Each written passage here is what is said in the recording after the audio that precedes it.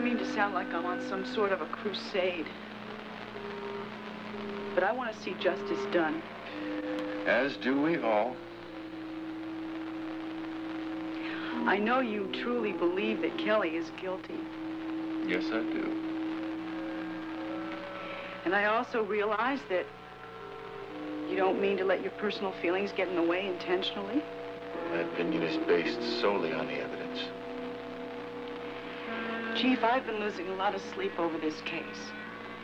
I truly don't believe that Kelly is guilty. Our killer is Raven, and I am willing to stake my badge on that. Oh, that was fast. I'm so glad you're here. What the hell do you think you're doing? You and I have to talk, Mrs. Swift. About what? I think you owe me an explanation. Oh, for what? What do you want from me?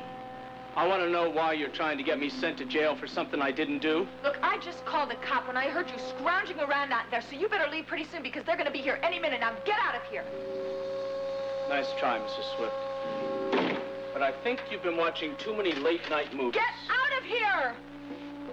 Not until you answer my question.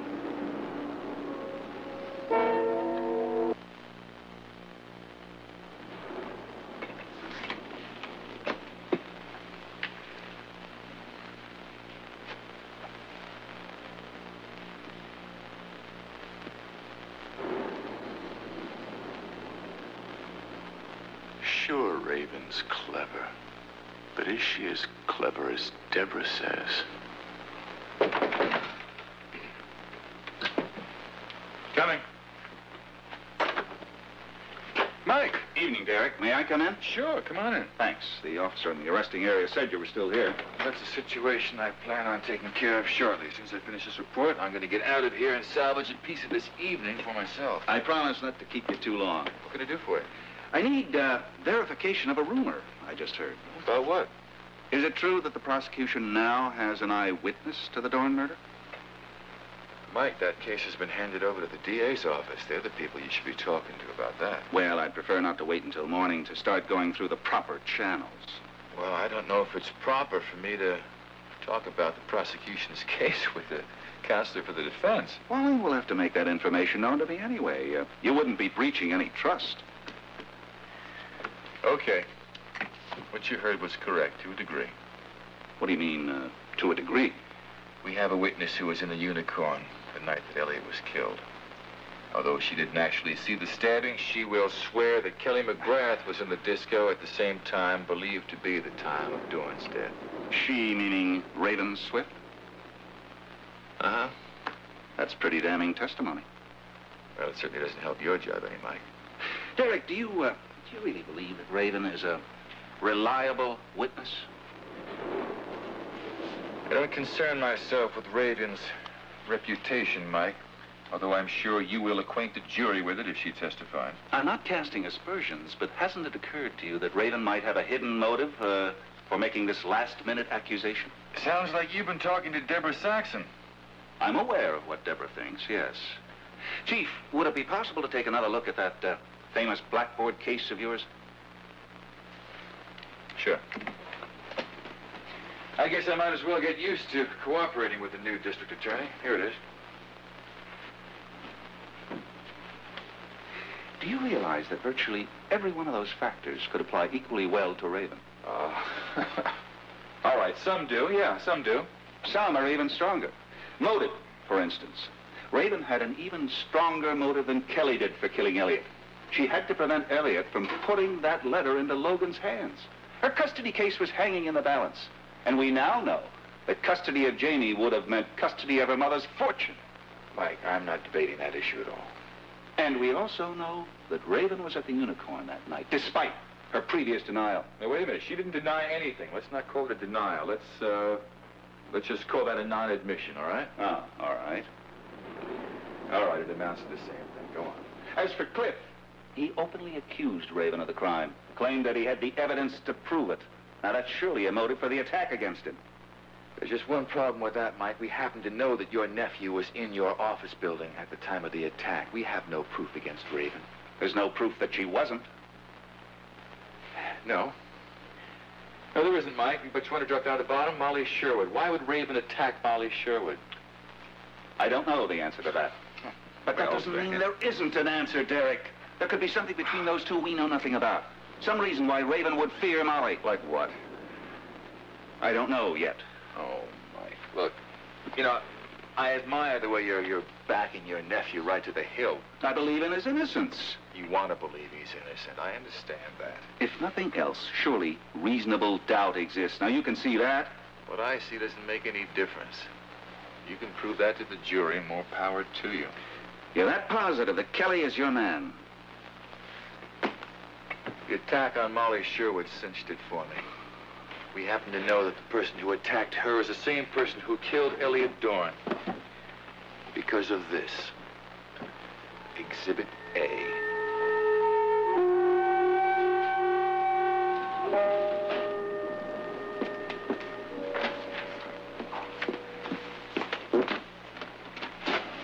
Okay, let's have it. What's eating you? Just came back from Mallory's office. What more can I say? I see. You know, you and the chief really have a way of disagreeing all the time. Well, he confirmed my worst fear, Calvin. Raven just ran to the chief and told him her lie about seeing Kelly at the Unicorn, and now she's become the chief witness for the prosecution. Well, I don't see why that should come as any sort of surprise. Calvin, it is all wrong. Raven is going to perjure herself, and then Kelly is going to get sent to prison. Red, Kelly's got some pretty high-powered legal help. I think you should just relax and keep the faith. Yeah, well, nothing short of a miracle is going to get him off. Look, the system works. If he's innocent, he'll walk out of the courtroom a free man, believe me.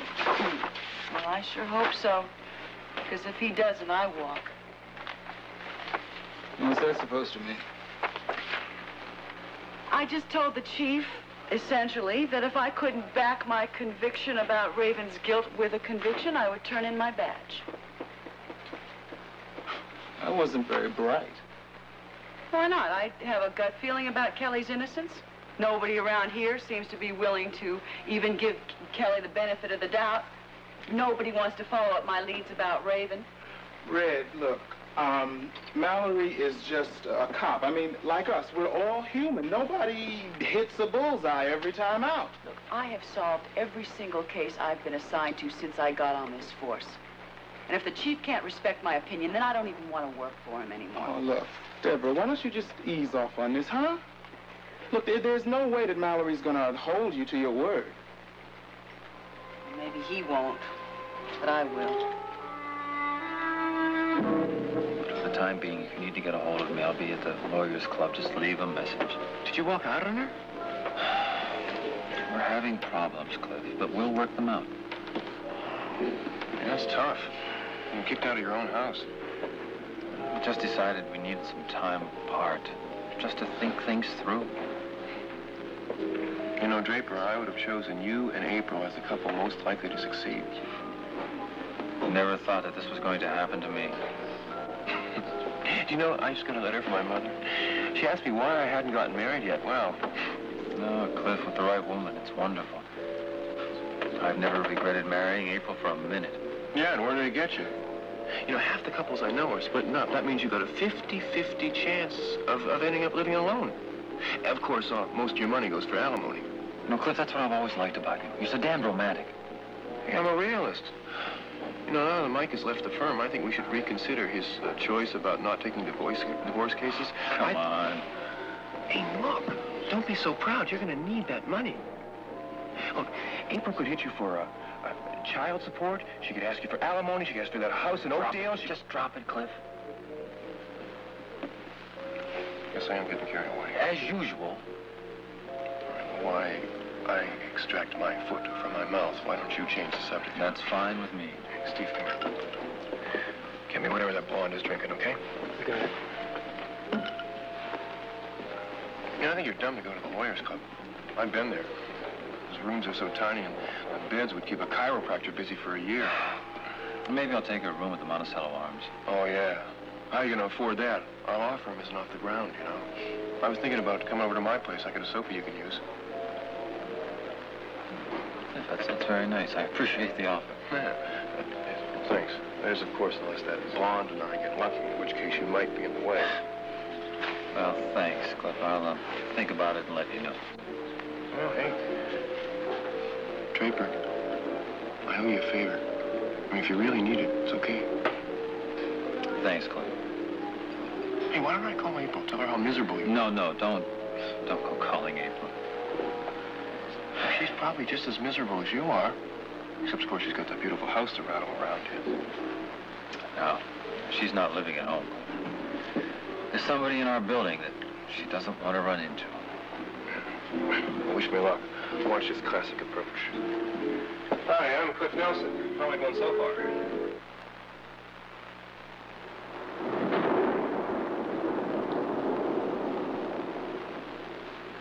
Be lying in this bed. Give anything to know who slept here last.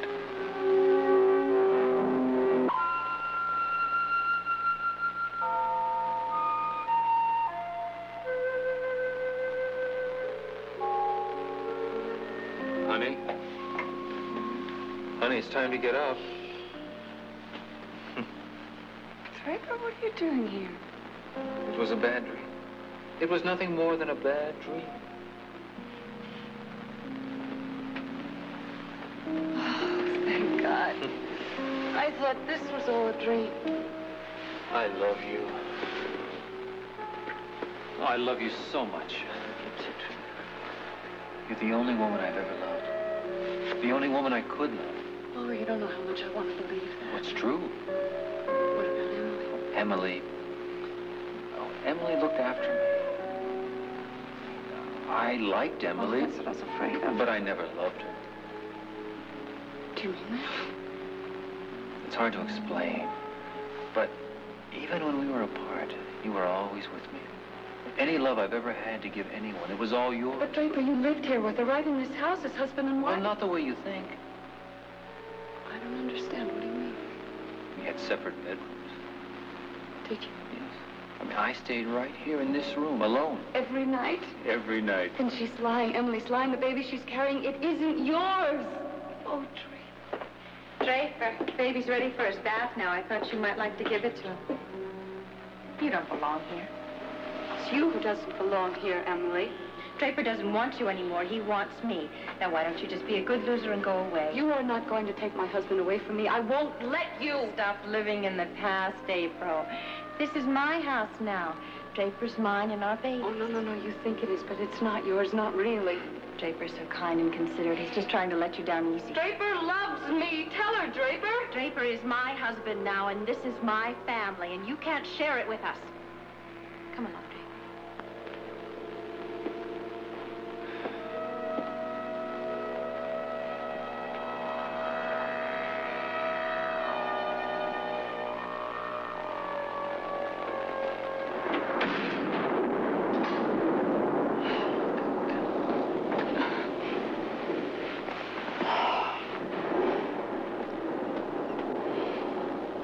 Kelly, I don't have anything to say to you.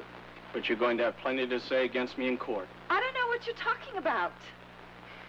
You've been spreading some pretty damning lies about me, and I want to know why. You have been misinformed. I did not tell the police that I saw you there. I told them that I saw a shadow or somebody. Now, they're the ones who deduced it was you. For your information, I wasn't in the club at that hour. Well, then you don't have anything to worry about, do you? Got as far as the front door, but I decided not to go inside. Well, great. I believe you. Damn it, you're not even listening to me. I didn't go back into the Unicorn because I was afraid that Elliot Dorn would have me arrested for trying to steal something. Kelly, don't you understand? I like you. I always used to tell Elliot that. I always used to tell him that I thought that you were a very, very nice young man. Well, then why did you change your mind? I haven't, honest. You're lying to me. You didn't identify any shadow. You identified me. Deborah Saxon told you that, didn't she? Don't you understand? You can't believe that woman. She is always trying to get me in trouble. She probably asked you to come over here. Come over here and what? Make sure that you wouldn't get to the witness stand? Oh, come on, Mrs. Swift. The truth is that you admitted being in the Unicorn that night. Now, why were you there at that hour? It's none of your business. You must have had a good reason. And I'm sure it's more interesting than mine. A very dear friend of mine was murdered that night. Now, I don't want to talk about it. I don't want to think about it anymore. You're going to help the district attorney put away 25 years of my life for something I didn't do because you don't want to think about it anymore? Right. I want to know why. Just give me a couple of minutes,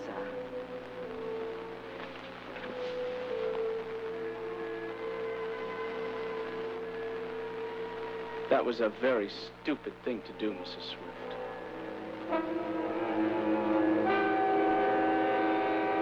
Now I get the feeling that you're not quite as helpless as you make out to be. Officer, arrest that man. He's a killer. He's been making threats. Wait a minute. All right, just stay right where you are, pal. See, I told you I wasn't bluffing. Look, I didn't come over here to hurt anybody. He did, too. Threat He's him. been threatening Come on, me. I'm not carrying a gun. I didn't threaten you, and you know it. All right, just what are you doing here? I came here to talk to Mrs. That's Swift. Talk, that's all. a lie. You know this man, Mrs. Swift? Yes, I do. He's Kelly McGrath, and he is an indicted murderer. Are you McGrath? Yes. I'm the key witness in the prosecution, and he has been threatening me. All right, I think you better come along with me. Am I under arrest? On what charge? That'll be decided after we take Mrs. Swift's statement. In the meantime, I want you to keep out of this lady's hair, all right? Yes, get him Let's out go. of my sight. I didn't do anything to you, and you know Yeah, it. let's go, McGrath. Thank you so much, officer. Right, man.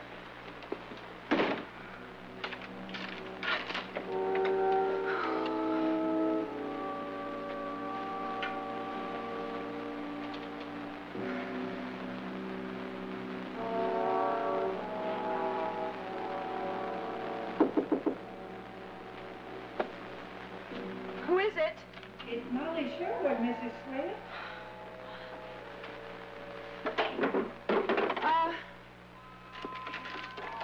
Come in. So annoying it started to rain. You don't mind if I put my umbrella over there, do you? No. Hope I didn't call you at a bad time. I'm really sorry I didn't phone before. Well, I'm a little confused. I mean, if this is about a babysitting job, I don't have Jamie anymore, you know? Oh, yes, I know that, Mrs. Swift. Well, if you want to see him, he's in New York, and you'll have to go see him there. I didn't come here about Jamie. I came to tell you something that, I've just been wanting to tell you for such a long time. About how sorry I am about your poor mother. Yes, about that awful thing that happened to her. I can't tell you how sorry I am about that accident. Well, thank you, but, of course, that was a few months ago. I really should have offered my sympathies a long time ago, but for various reasons, I couldn't. Of course, thank you. Did you know my mother? No, I don't think so, actually. I only had one chance to meet her when she came here that day for tea, the day she died. Oh, yes, I remember. You were babysitting for Jamie that afternoon. Well, that's right. I haven't had a decent night's sleep since that day. But why? You didn't even know her. Well, she didn't deserve to die. She wasn't supposed to. Do you see? No, I'm afraid I don't. It's all her fault. April Scott. Oh, you're not a real good friend of April's, are you? Now, wait a minute. What does April have to do with all this? Everything, just everything. It may not seem fair to hear me say this, but April Scott is really the one responsible for your mother's death. What? Yes, she just destroyed her life the same indirect way that she destroyed my Emily. You might even say that April Scott is a murderer. You could call April a lot of things, one of which is a simpering little goody two-shoes, but how could she possibly be responsible for my mother's death? She was, Mrs. Swift. But she didn't know my mother any better than you did. As a matter of fact, she didn't even meet her when my mother came to Monticello. She could have met her if she kept that date she made with you. What date? You remember, April made a date to come here to the apartment to see you that day. That's right, she did. She was going to talk about the custody trial, but then my mother came over on her way to London, and then we canceled the date. I wish I'd known that, Mrs. Swift. You don't know how often I have wished to turn back the clock on that day. I wish I could forget about that day. I can't forget about it. I can't forget any one moment of it. I just put Jamie to bed for his nap. And then I made myself a cup of tea. And I was standing in the kitchen thinking about what I was going to do. It wasn't easy for me to think about it, even though I knew it was necessary. You see, I knew that April was expected late that afternoon. I'd heard her talk to you about it. That's why I volunteered to stay with Jamie. And that's why, earlier in the week, I had made a certain purchase. I didn't know very much about poisons, but it was easy enough to find what I needed. I just went to the garden supply store. The label said it was supposed to kill garden pests, but I wanted it to use for something else. I knew you didn't use sugar, Mrs. Swift, but I did know that April did. That was one of the advantages of being her housekeeper. The stuff itself was white and looked like crystals, not, well, exactly like sugar. But I thought if I stirred it up very well, there was simply no way to know it was there. It was only April, eventually, who would. But there was one thing that I didn't know. That April wouldn't be here for tea. You do understand, Mrs. Swift, that I was doing this for Emily. I didn't hate April. I hated the idea of killing anyone, especially your poor innocent mother. Oh, Mother. Yes. Children are such burdens, aren't they? The way you always made me feel. I did nothing of the kind. Yes, you did. Especially after... Never mind, I shouldn't have. Would you like some sugar? Yes, 3 spoons, please. My goodness. You still have your sweet tooth, don't you? I wish I had your metabolism.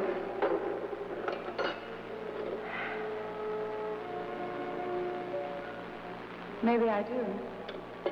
Maybe I inherited that along with your feelings about children. What feelings? Are you trying to tell me that I didn't care for you as a child? Maybe you do a little bit. Till Daddy died. No. That wasn't true. Yes, it is. I always felt you blamed me for Daddy's death. It was the other way around. You hated me after he died. Oh, he adored you so much. Too much. You always felt that your own parent died. Oh, Mother.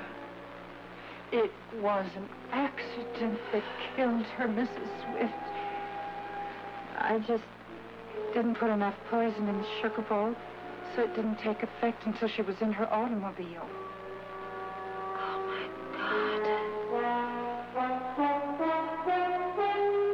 I'll take care of this myself. Yes, sir. Good night.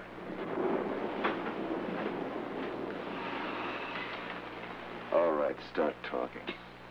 Look, I didn't go over to Mrs. Swift's apartment to hurt her. I just wanted to talk to her. About what? I heard that she was going to testify against me in court. Well, what'd you think you could do? Change your mind for her? I wanted to find out why she was lying about me. I could rescind your bail for what you did tonight. I could put you in jail right now until your trial starts. I just wanted to talk to her, that's all. Look, if she claims that she saw me inside the Unicorn the same time that Elliot Thorne was murdered, I wanted to hear it from her own lips.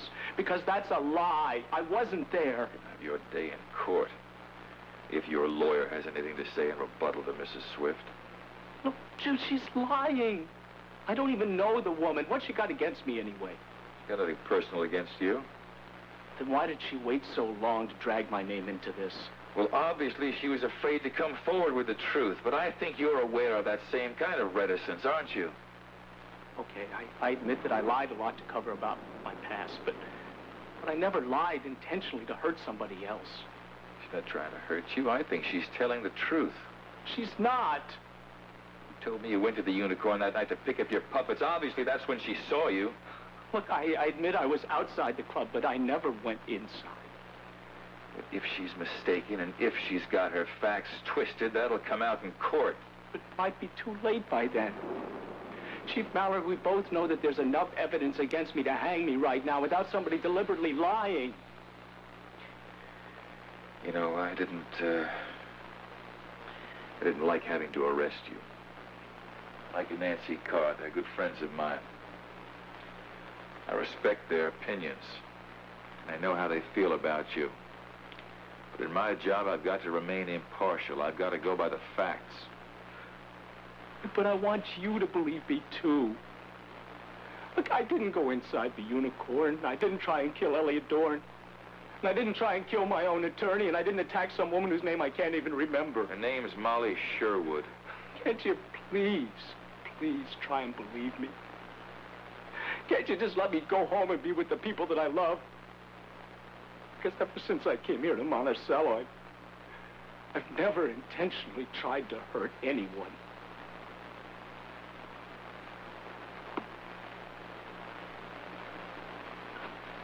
All right, get out of here. Go home. Stay out of trouble. Thank you, Jim. Very upset. And I'm upset too, Mike. She and Draper are separated for a second time. Yes, but it's hardly the same thing. Not that I know much about it. Draper's been keeping his own counsel. Yeah, I thought he would. But April hasn't been quite as silent, has she? Something tells me she confided in you. Now, that wasn't meant to be a hint. If you'd rather not tell me, it's perfectly okay with me. No, actually, honey, I found out the reason for the problem from someone else inadvertently. Otherwise, I'm sure April would never have told me. Well, tell me this much. Is there anything either one of us can do to help bring them back together? Honey, I honestly don't know. Hello, Kelly? That you? Yeah. Kelly, you've been gone quite a while. I can't home at all. Why, what do you mean? I could be in jail for something I just did. Now what? Well, let me explain. I went over to Raven Swift's apartment to try and get her to explain to me why she was lying about me. She was telling people that I was inside the Unicorn the same time that Elliot Dorn was murdered. You went to see Raven? Yeah, I was just sitting there talking to her, and suddenly a cop showed up at the door and arrested me and took me down to police headquarters. Oh, Kelly, you didn't... Nancy, no. I didn't do anything wrong. I don't even know what the policeman was doing there. I guess Mrs. Swift must have gotten paranoid or something and called him beforehand. So anyway, I ended up in Chief Mallory's office. Explained to him what I did. And he let me come home. I guess he's not such a bad guy after all. No, he's not a bad guy at all. He's just doing his job. Apparently he recognized that what you did was just an impulse, a foolish one, but you now must realize that. Mike, I know I've done a lot of foolish things. Starting with the day that I decided to run away from my parents in Rome. I should have stayed there and tried to clear my name. Okay.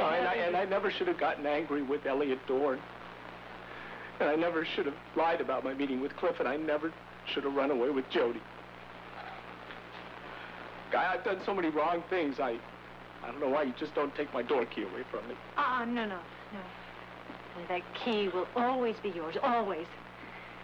Your mistakes haven't changed the way we feel about you. Or how your parents feel, for that matter. Have you told him about the letter, Nancy? Oh. A letter? My parents? What? They want you to know that when your trial starts, they'll be here. I hated what I did to your mother, Mrs. Swift. I hated even trying to get rid of April, but it was the only answer I could think of to see that my Emily was well and happy again. You see, 10 years I had watched her lonely and miserable until that man that she thought was her husband came back to her. And well, suddenly on account of April, she was in a hospital, almost a vegetable.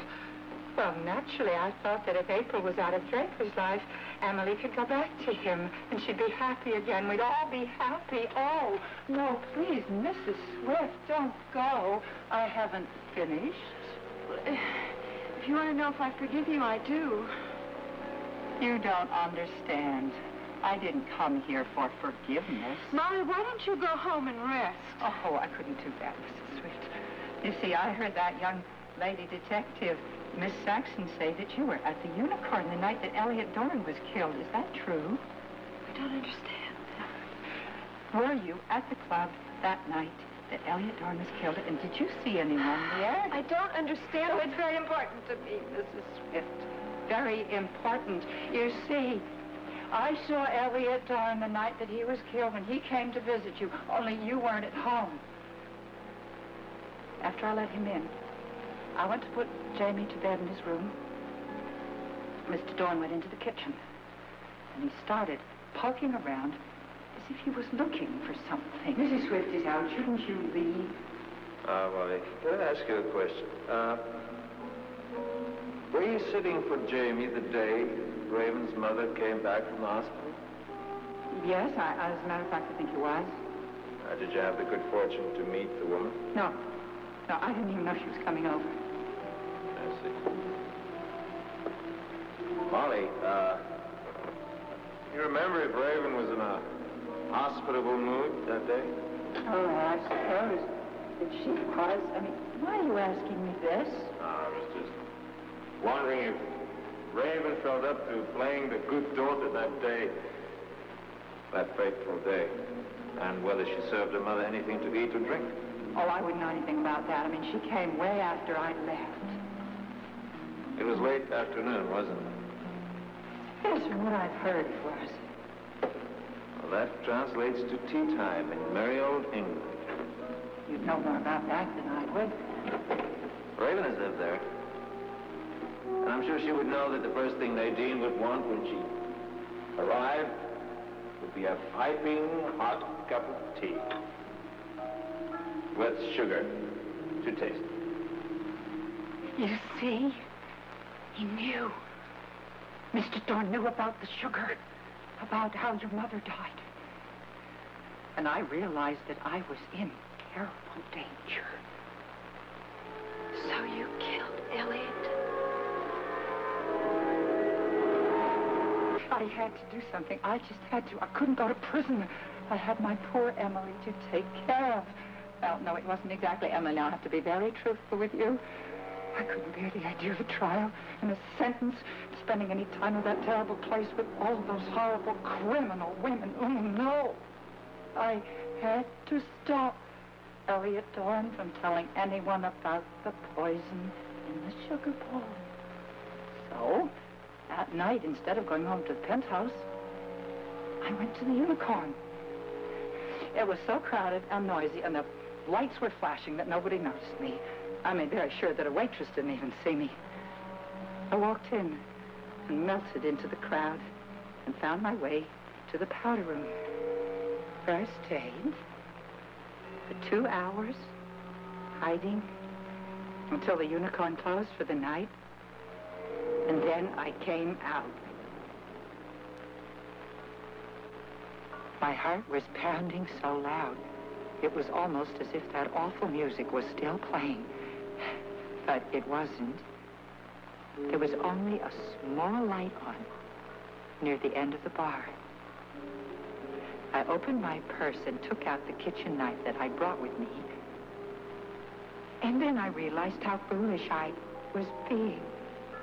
I couldn't just stab that man in the back and hope to get away with it. I'd leave fingerprints. If I couldn't get the knife out again, I'd leave the police all the evidence they need. But I got this idea. When I first came in the back of the stage, I'd seen this clown puppet, and I remembered thinking, my goodness, they make them just like a glove.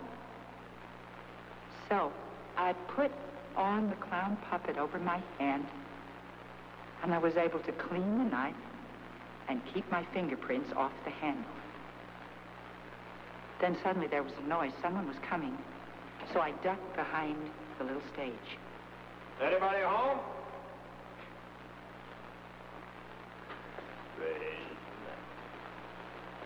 Hearing sound. With a full moon.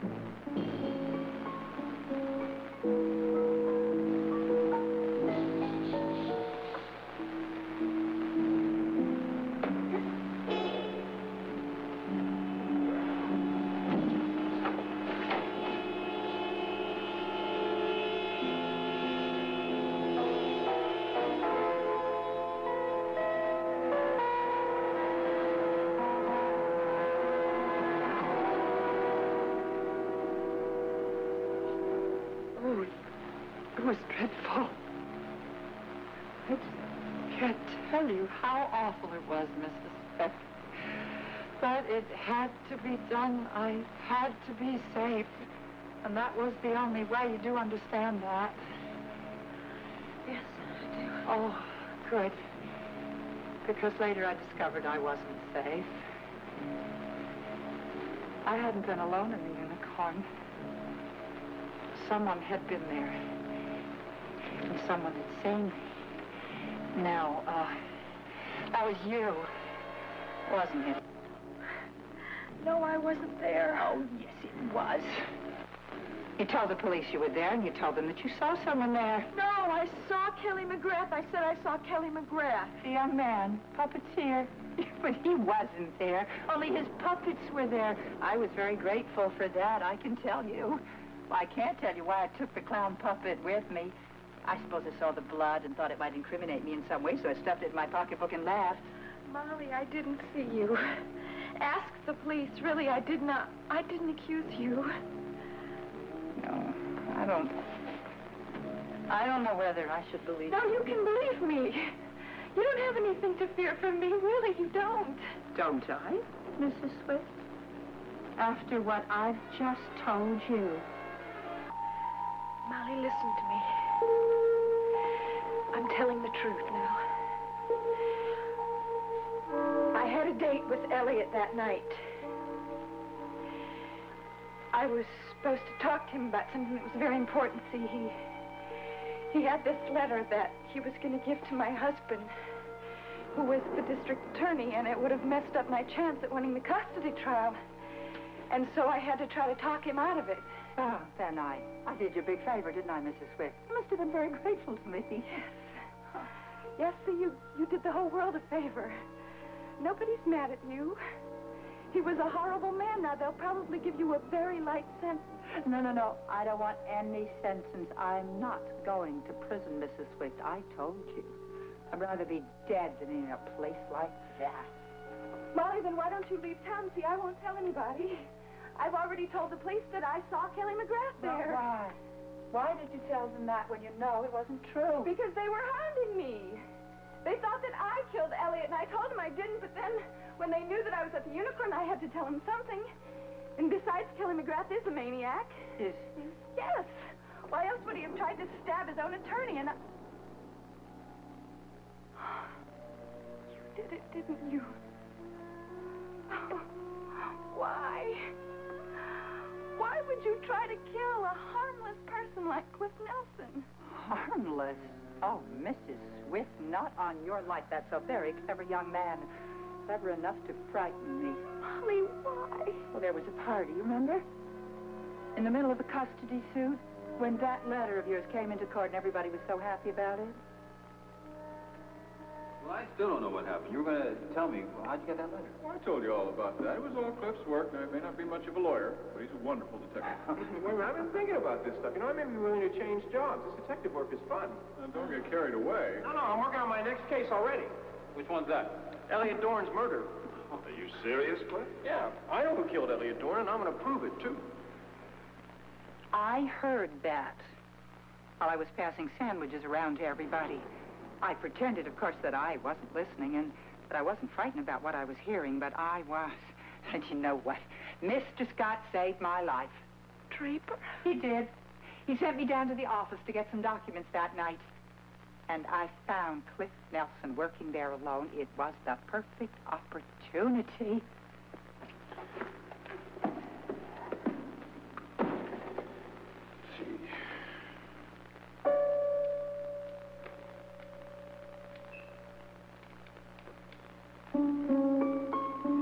The puppet was still in my handbag. But I decided to use it. Because, of course, by that time, I knew the police were suspecting Kelly McGrath.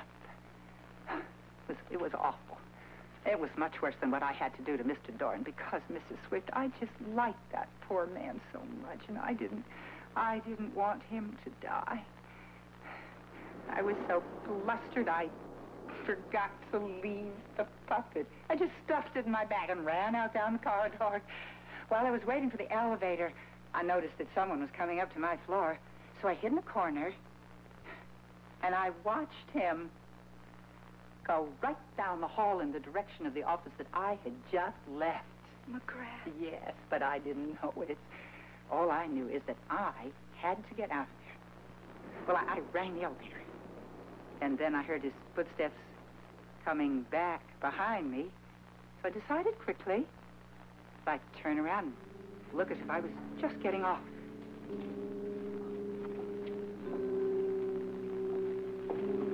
Oh, excuse me, ma'am.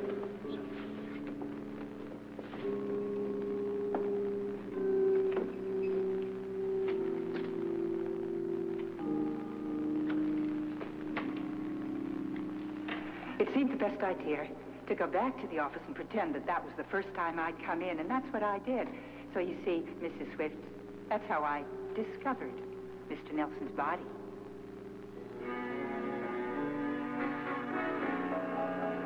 So, Mrs. Swift, we just have, you see, a great deal in common.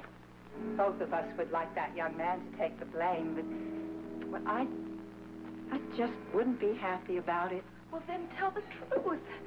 Don't you understand? If you go to the police, then they won't be as hard on you. Just tell the truth, Molly. You don't want to understand me. Don't you see how hard I have worked not to be arrested? I won't be if all goes well. I won't be. I'll be free. Oh, free to take care of my poor and lovely Emily. I'll be free. And we'll be a family again. Me, Emily, and Draper. Yes, her husband. If it all goes well. Mrs. Swift, are you listening to me? Yes, I am. Girls, we are. They'll be fine. Welcome to Nelson Acres. 9 glorious sun-filled rooms, southern exposure, wood-burning fireplace, modern kitchen. Every room with a view. Okay, so I exaggerate a little. 3 tiny rooms, faces north, no fireplace, lousy kitchen, no view at all. But, have a sofa. Yeah, and that's all we need. Cliff, I really appreciate your taking me in this way. Hey, what are friends for? Besides, you're splitting the rent, right? Yeah, that's right, Cliff. I'll split the rent as long as I stay here. That's the deal. Look, it's going to help us both out. When my car goes over to the DA's office, we need all the help we can get. We may lose half our clients. Don't be so optimistic about it. Hey, you and I are hotshot lawyers, right? But Mike Carr is the king of our profession in this town. You know, those big-shot clients of his may want more mature representation. I may even have to cut my hair. Come on, Cliff. We'll just prove to them that we can do the job. That's all. Don't worry about it. I'm not. You're not worried about it because you're not thinking about business. All you're thinking about is April. Towels. Thanks. Want a beer? Yeah, beer's fine. You never had to explain all this to me, and why would somebody who has a penthouse want to sleep on a sofa?